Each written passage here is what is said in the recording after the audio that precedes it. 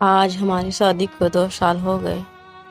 آج تک ہمارے کسی بھی بات پر کوئی جھگڑا نہیں ہوا، لیکن آج پتہ نہیں کیوں اس نے آج میرے ساتھ میرے گھر والوں سے عجیب بدتمیزی اور غصے سے بات کی، اور مجھے بھی غصہ آیا۔ میں نے اسے تھپڑ مار دیا۔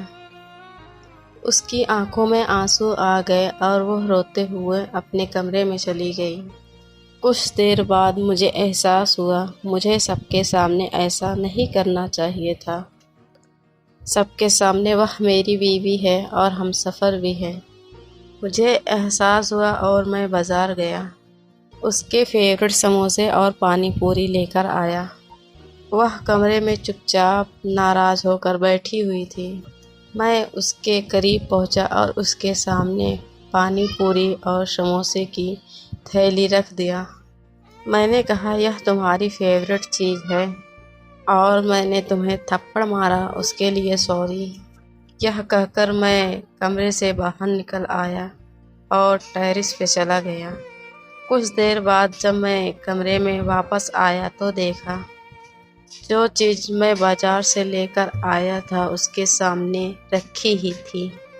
اس نے ابھی تک نہیں کھائی اور ابھی بھی ناراض ہو کر بیٹھی ہے چپ چاپ سے۔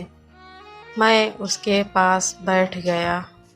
میں نے اپنے ہاتھوں سے سموسہ اس کی طرف کیا تو اس نے چپ چاپ اپنا منہ کھول دیا اور میں نے اپنے ہاتھوں سے اسے سموسہ کھلایا۔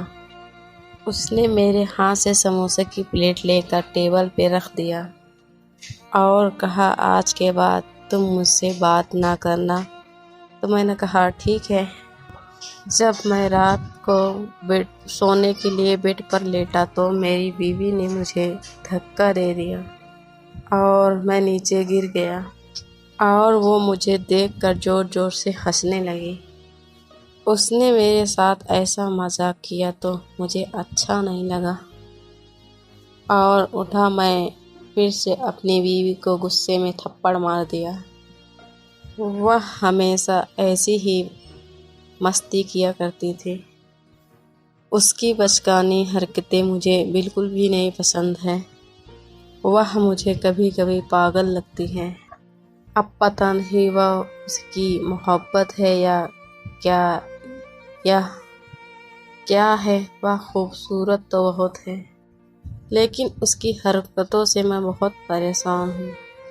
کبھی کبھی تو اپنی ممی سے بھی کہہ دیتا ہوں، آخر آپ نے میرے لیے کیسی بیوی ڈھونڈی ہے؟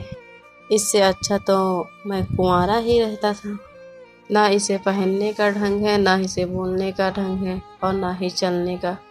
یہ تو پوری کی پوری گنوار لگتی ہے۔ میں تنگ ہو گیا ہوں، اسے کہیں لے کر جا بھی نہیں سکتا میں۔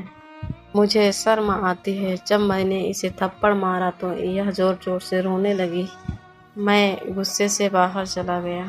اب میں بہت پریشان ہو گیا ہوں اور کبھی کبھی سوچتا ہوں کہ دوسری شادی کر لوں۔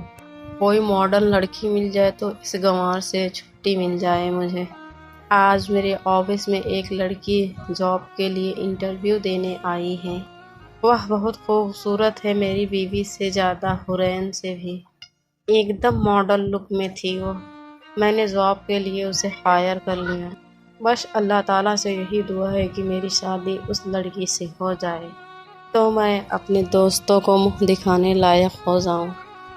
جب سے میری شادی ہوئی ہے اس بچے جیسی حورین والی سے، تب سے میرے رشتہ دار اور میرے دوست میرا بہت مذاق اڑاتے ہیں۔